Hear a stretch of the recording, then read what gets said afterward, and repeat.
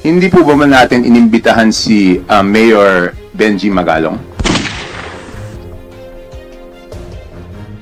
Kasi sa sinasabi niya, ang pinakamalaking nakukuha ay yung Committee on Appropriation. So hindi pa ba mas mabuting i-address na po natin? Kasi nandiyan po, si Congressman Abante, nadinig ko po yung interview nyo, sabi nyo po, dapat pangalanan po ni Mayor Magalong. So ayaw nyo bang mag-present ng motion na imbitahan na siya kaagad para pangalanan na rin po niya? At sinabi naman po niya na willing naman po siyang imbitahan.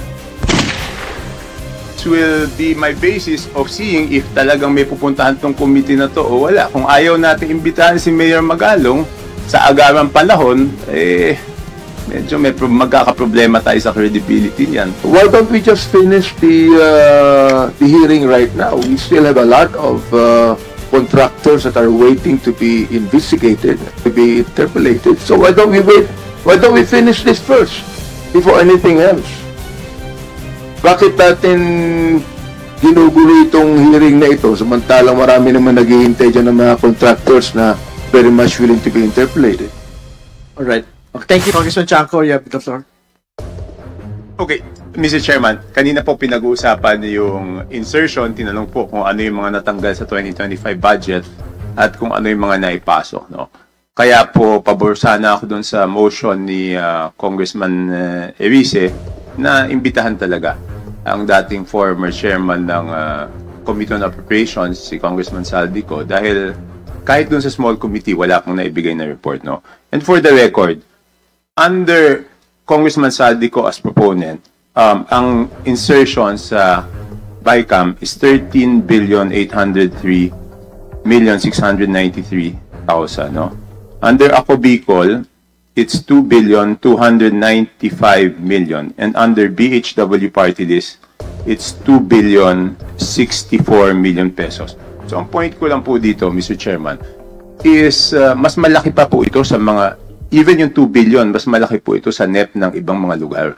So bakit kailangan dumaan sa party list ang mga proyekto para sa distrito? Bakit hindi po binababa sa distrito directly? At ang makakasagot lang po niyan si Congressman Saldico. Okay, next.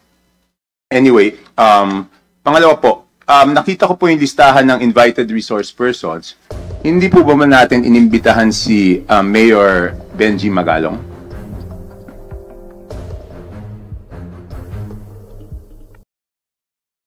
Not for this hearing, Your Honor. Pero iimbitahan po ba siya sa susunod na pagdinig? At the future hearing? Hindi, sa next hearing?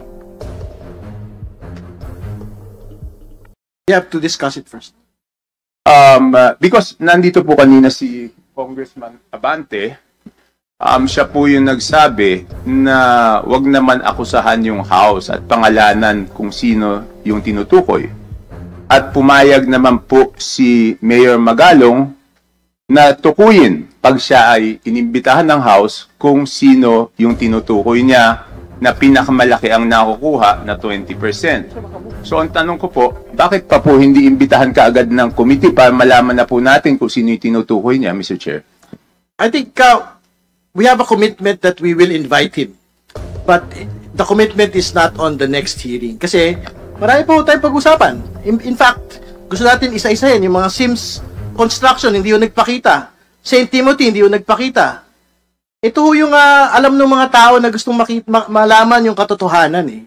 So, ibig sabihin, we are united with Mayor Magalong on his commitment against corruption, for him to name the 67 lawmakers, no question. But he will be required in this committee to do it under oath. State 67 lawmakers who are contractors first. Second, lawmakers who are allegedly receiving 30 to 40% kickback. That will come in due time. That is the commitment of this committee. Hindi, kasi sa sinasabi niya, ang pinakamalaking nakukuha ay yung Committee on Appropriation. So hindi pa ba mas mabuting i-address na po natin? Kasi nandiyan po, si Congressman Abante, nadinig ko po yung interview nyo, sabi nyo po, dapat pangalanan po ni Mayor Magalong. So ayaw nyo bang mag-present ng motion na imbitahan na siya kaagad para pangalanan na rin po niya? At sinabi naman po niya na willing naman po siyang imbitahan. Congressman Abante, you're being asked. Should I make the motion now? Better, Mr. Chair, to show na talagang seryoso tayong imbitahan siya. Talagay ko. I just have one. Mr. Chair. Before speaking, I have one question lang po to Congressman Chanco. Is this part of your interpellation or what is this? Okay. All right. It's part of my 5 minutes, Mr. Okay. Chair. All right. And after this, I will have no further questions because this will be my basis of seeing if talagang may pupuntahan tong committee na to o wala. Kung ayaw natin imbitahan si Mayor Magalong sa agarang panahon, medyo may magkakaproblema tayo sa credibility niyan. But I think we have to state for the record as well that in many public forums, Mayor Magalong has labeled the committee as merely a Moro-Moro committee. So I think the public should look at that as well. Yes, Mr. Chair, pero sinabi niya, kahit tinawag niyang Moro-Moro, sinabi naman niya na willing siya magpumarap, di ba? Eh di, tingnan natin kung haharap siya pag inimbitahan natin. I think... Mr. Chair, point of order. Yes, please. I think we should be sensitive regarding the word moro-moro. May we delete the words because I think it was Kong Zia, who is a Muslim. It was, I think, an affront to the Muslim community. Yes, I understand it, but that was the exact statement of Mayor Magalong, labeling the committee as Moro-Moro. We will not remove it from the record, but because that is what he had labeled the committee. Mr. Chair, just coming it from the members of the committee and saying that it is moro-moro, I think it's quite personal on the part of the members of the committee. But anyway, I will abide by the decision of this committee. Thank you, Mr. Chair. Thank you, Congressman Santos.